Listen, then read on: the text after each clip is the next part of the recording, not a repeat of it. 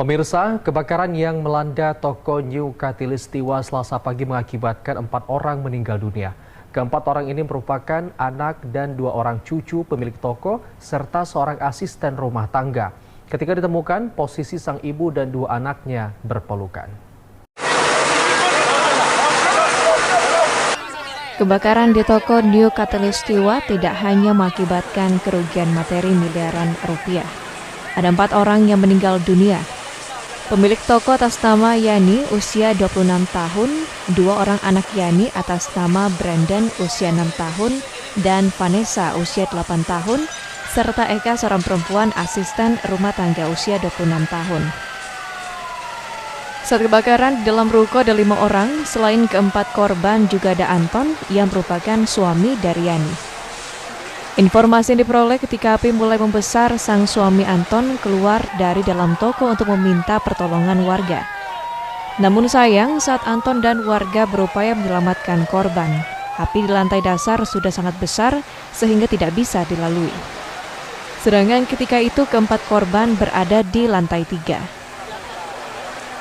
Celakanya tidak ada akses lain menuju lantai 3 selain harus melewati lantai dasar. Dalam kepanikan dan harapan mendapat pertolongan, korban Yani sempat menjerit dari lantai 3 meminta pertolongan.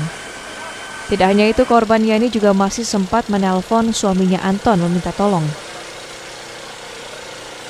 Ketika petugas PBK tiba di lokasi, upaya penyelamatan masih dilakukan bersama keluarga dan warga. Namun upaya ini menemukan jalan buntu karena tidak ada akses lain selain lantai dasar. Petugas sempat mencoba masuk melalui lantai 2, ketika itu petugas memecahkan kaca. Sambil terus menyemprotkan air, petugas PBK juga mencari para korban. Hanya saja di lantai 2 korban tidak ditemukan.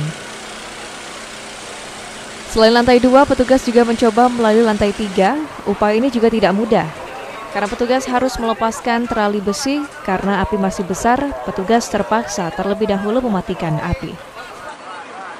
Memang ada korban jiwa Bang dalam peristiwa ini Bang? Ya, jadi korban jiwa itu 4 orang. Yang pertama kita evakuasi 3 orang, 1 orang anak-anak. Jadi dia bersatu, berpelukan 3. Yang kedua, ya kita nggak tahu juga identitasnya. Terakhir ada 1 lagi, jadi 4 yang sudah kita evakuasi. Bang, 3 orang itu personil yang dikerahkan Bang.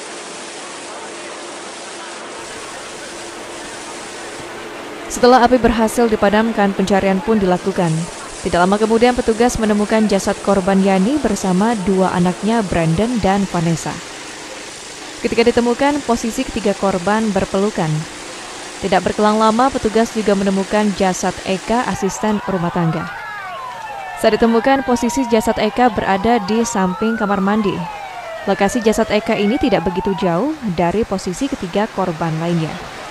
Usai dievakuasi, keempat jasad korban dilarikan ke Rumah Sakit Bayangkara.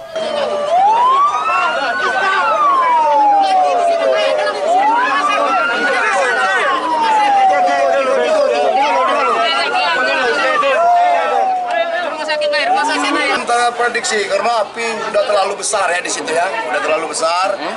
Jadi akses kita masuk susah, kita nggak bisa akses masuk, semuanya pakai teralis, semuanya pakai rolling. Jadi kesusahan menghambat kami masuk ke situ. Jadi berapa jam tadi Bang? Mengevakuasi korban. Jam-jam. Berapa jam Bang? Bukan kekurangan alat, cuma karena kesulitan evakuasi. Kesulitan, kemudian kan terlalu luas panjang nih bangunan. Sementara akses jalur evakuasi, pintu, jendela tidak ada sama sekali. Tidak ada ya Bang? Bahkan gedung itu cenderung udah mulai hampir runtuh. Ya, udah ini bangunannya udah. Korban Vanessa merupakan murid kelas 5 SD St. Carolus. Kepala SD St. Carolus, Agnes, membenarkan Vanessa salah satu muridnya dan turut berduka atas peristiwa ini. Rendra Aditya Gunawan, RBTV melaporkan.